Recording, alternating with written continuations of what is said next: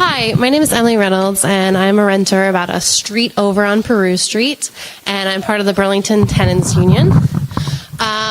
Despite what you see on the city council being majority landowners and landlords, the vast majority of people in Burlington are renters.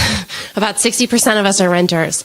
And this town is not working for renters right now. As this previous speaker mentioned, the average housing, a single apartment, I looked it up, is $1,356 for a single bedroom. That is insane. To be able to afford that, considered permanent affordability, which is a third of your income, you'd have to be making $60,000 a year. How many people in Burlington are making $60,000 a year? Very few of us. So we believe at the Burlington Tenants Union that our landlords are organized. The Boves, the Hannies, the Bissonnettes, they are in bed with the landlords completely. They know their names, they get along with them, they are very well organized. We have to get organized too. We have to build a union. And it has to be autonomous and run for ourselves. A bunch of us are sitting over there, so we believe that to increase tenant power, we have to improve housing quality, democratize housing, commit to housing being a human right, and not just, as the mayor says, a housing human right for a few, but for everyone. Every single person in this city needs a place to live. And every single person needs a place to live. So what would an agenda for renters look like? First off, we want a rent cap. No one should be paying more than a third of their income in rent. It should... Sorry, I'm not a very good speaker. I hate speaking in public. No one should have to pay more than a third of their income in rent. It should be in law that no one will pay more. For most people, that's about $500 to $600. It's significantly lower than market rate. The mayor's plan asks, what can the market do? It doesn't ask what we need.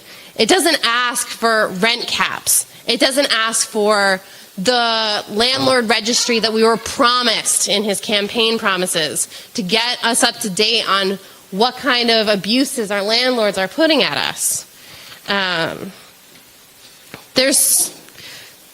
There should be no-fault evictions. We don't even have no-fault evictions. You can be evicted in this city for any reason at all.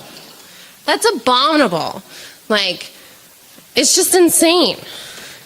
And landlords are responsible for making repairs within a month. If they don't make it within a month, you have the right to withhold rent. A month is too long in the winter for us to be suffering without heat. It's just too long. There should be a time limit for emergency housing concerns to be addressed. I want to open up the floor to some questions, but I want to invite people to join the Burlington Tenants Union to make housing actually a human right, to make sure that every single person has a safe, dignified house to live in this city.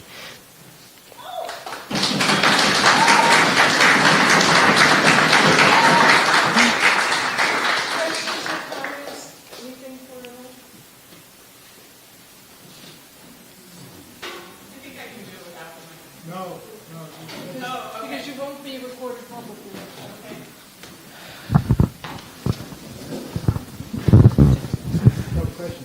Yeah. Oh, yeah, the website is on your handout. It's burlingtontenantsunion.com. There's also a Facebook online. It's Burlington Tenants Union, I believe. And it's a closed group, so you just answer all the questions. If you're a renter, you can join, and then you get access to all of our conversations. I just want to thank you all for what you're starting. I think it's really important. As someone who has been a renter since I moved to this city 6 years ago, there are times when I'm paying 85% of my salary in rent. That's what I'm saying. And it's true now. And I'm lucky enough to be in one of the affordable units, one of the income adjusted, I forget what the technical name is. But, it's still a big chunk of money. And I'm glad to see that California instituted rent control for the entire state. Mm-hmm. Yeah. So I hope to join you all, and thank you again for getting things started.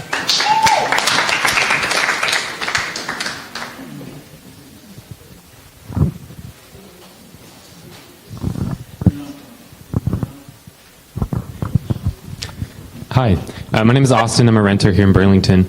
I just wanted to share a little reflection. I feel like a lot of times, we name the Boves, we name the Biznets, and it's like these big, nameless sort of corporate landlords that we can sort of point the finger to. But also, and I'm sure there are landlords in this room right now.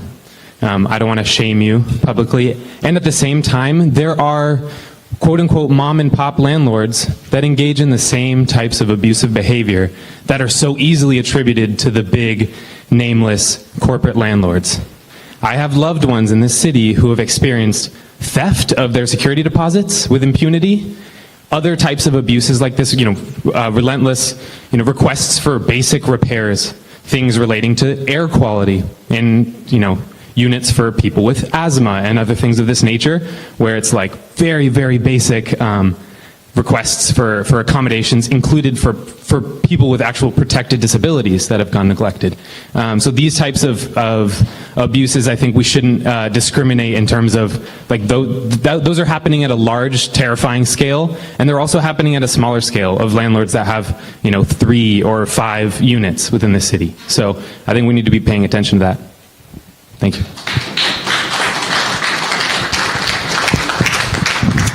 Hello, I'm Patrick, and I am a landlord. All of us aren't bad, and a lot of the time rent comes from the price of the property and the tax increase that we had just recently to pay for a city service like a new school. I and my partner own property, and we try to keep it as affordable as possible, but there's no way that property could ever have been below market rate affordability. I know a lot of other landlords, and they have the same problem. So before you start declaring rent caps, it would really, really impact those of us who invested not in the stock market, invested in our local economy by purchasing a house and make an effort to be a good landlord, which is not easy. And I have failed, but you got to learn. You got to be willing to accept, like, oh, well, it's a new job, I have to figure it out. Not all landlords are bad, and UVM throws a huge monkey wrench into the amount of price someone can get for a house. Along with affordable housing initiatives that may, getting UVM to really participate would be wonderful. Anyway.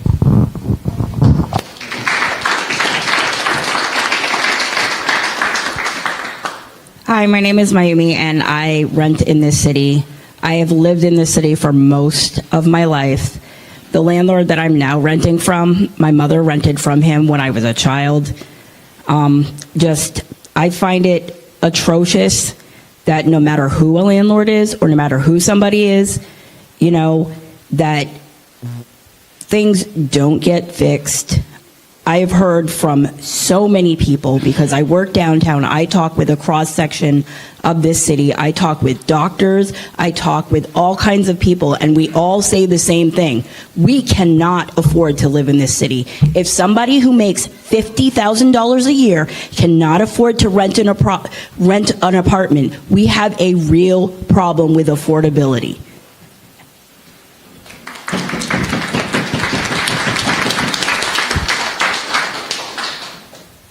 Hi, Emily. So for the question part, in terms of what are some solid steps that the renters union, the tenants union is taking in terms of organizing? Can you talk a little about that? Yeah, thank you for asking me that. The first major thing we're doing is we're putting on our own summit, because we thought the mayor's was not sufficient.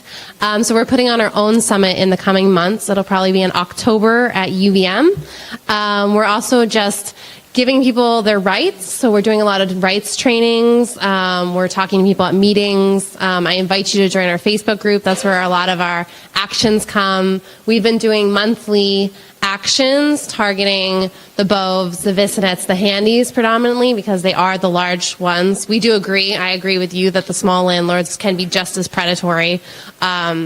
But some of these larger landlords really are affecting everyone in this town. Like, they own this town. So those are the first kinds of steps. We're hoping to do rights trainings and also take on cases of people fighting their landlord. Take on these cases of fighting for rent caps, fighting for larger issues.